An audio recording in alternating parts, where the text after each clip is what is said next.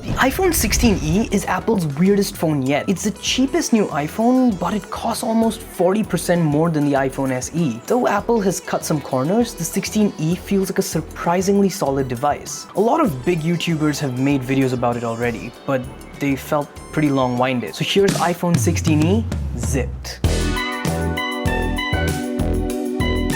So the battery is actually bigger than the iPhone 6e. Paired with Apple's in-house C1 modem, which is about 25% more efficient, you should get around 26 hours of video playback compared to the 22 that you would get with the iPhone 16.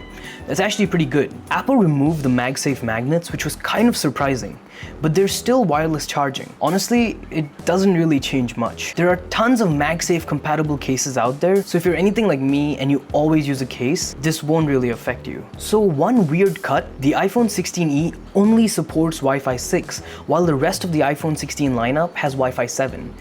But if you're just checking emails or streaming 4K videos, Wi-Fi 7 isn't really necessary, so it's not a huge deal. What's actually crazy is the removal of the ultra-wideband chip. This has been an iPhone since 2019 or the iPhone 11, and it's what makes precision finding work for AirTags. So if you're upgrading from an iPhone 11 or 12, you actually lose that feature, which is a really weird step back, and that pretty much renders AirTags useless for the people who bought them specifically for precision finding. Coming to the display, I saw a lot of people say that the notch is really bad, but if you're someone upgrading from any of the previous SE phones, the 11 or the 12, which I think is the target demographic, you're pretty much carrying over the same screen form factor from the 12, which is not great for the 12 users, but it's still an upgrade because the typical brightness is actually better than the base 12. At 800 nits compared to the previous 625, you're getting a higher typical brightness.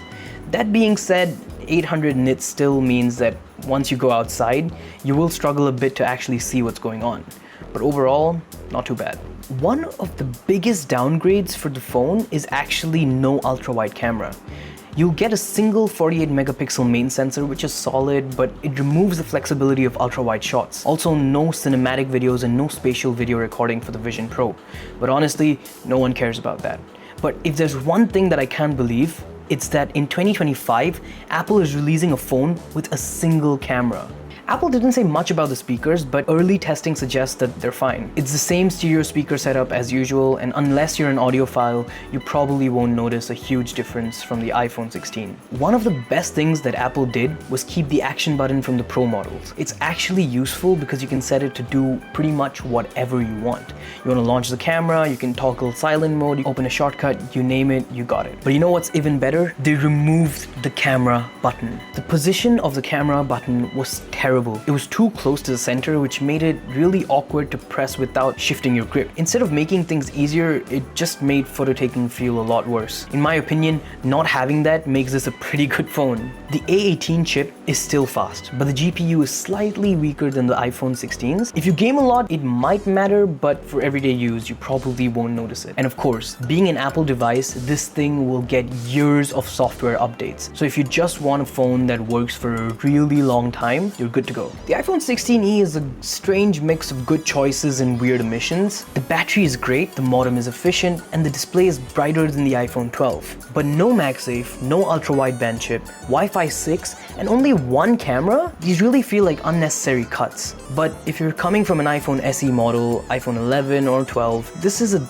decent upgrade, assuming that you don't have any AirTags. At the end of the day, the iPhone 16e is not too bad. If you're someone who just wants a reliable iPhone without spending a ton, this is a pretty solid pick. But if you really care about getting the best features, you're better off saving for the iPhone 16 or even last year's iPhone 15. But hey, Apple's budget option, not too bad.